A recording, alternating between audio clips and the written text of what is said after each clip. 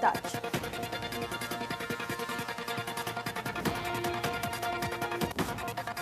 Sushant case में NCB की पूछताछ जारी है। हाल ही में दीपेश और सैम्यूल से हुई पूछताछ में दोनों ने सुशांत के घर और फार्म हाउस पर होने वाली पार्टीज और मेहमानों की जानकारी एनसीबी को दी।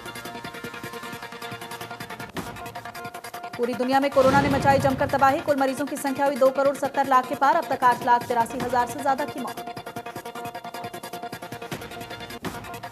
अमेरिका में कोरोना का सबसे ज्यादा कहर। मरीजों का आंकड़ा हुआ 64,31,152। कोरोना से गई 1,92,818 मरीजों की जान।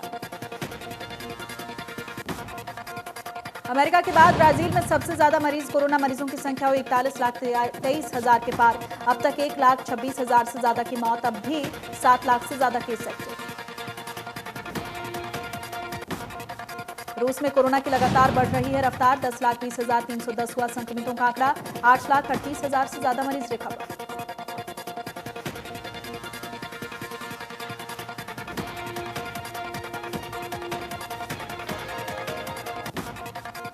दक्षिण अफ्रीका में कोरोना से लोगों में दहशत। संक्रमितों का आंकड़ा हुआ 6,36,848। अब तक कोरोना के चलते 14,779 की मौत।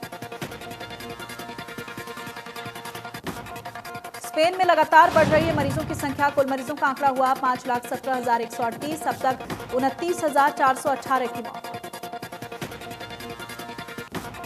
पाकिस्तान में कोरोना से अब तक 6,340 की मौत। मरीजों की संख्या हुई 2,98,000 के पार। 9,132 केस अब भी एक्टिव।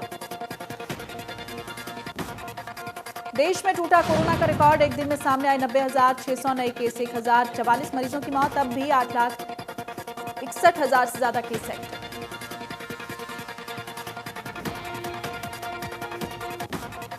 देश भर में कोरोना ने महाराष्ट्र में मचाई सबसे ज्यादा तबाही। एक दिन में सामने आए 20,800 नए केस। 312 लोगों की हुई मौत। अब तक 6,36,000 से ज्यादा मरीज रिकवर।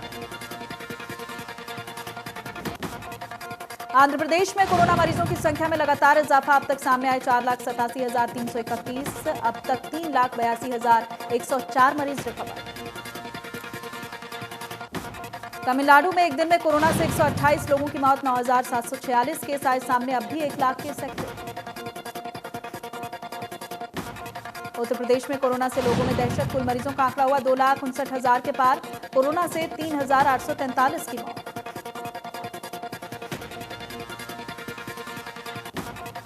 दिल्ली में कोरोना के मरीजों की लगातार बढ़ रही है संख्या। 24 घंटे में सामने आए 2,973 केस। 25 लोगों की हुई मौत। अब तक दिल्ली में 1,63,000 से ज्यादा केस एक्टिव। पंजाब में कोरोना से लोगों का बुरा हाल। एक दिन में फिर मिले 1,514 नए केस। अब तक 1,808 की मौत। हरियाणा में 74,000 के पार पहुंचा पॉजिटिव केस का आंकड़ा। 24 घंटे में 2,289 नए केस मिले हैं। 22 लोगों की मौत हो गई। प्रदेश में 14,911 से ज्यादा एक्टिव मरीज।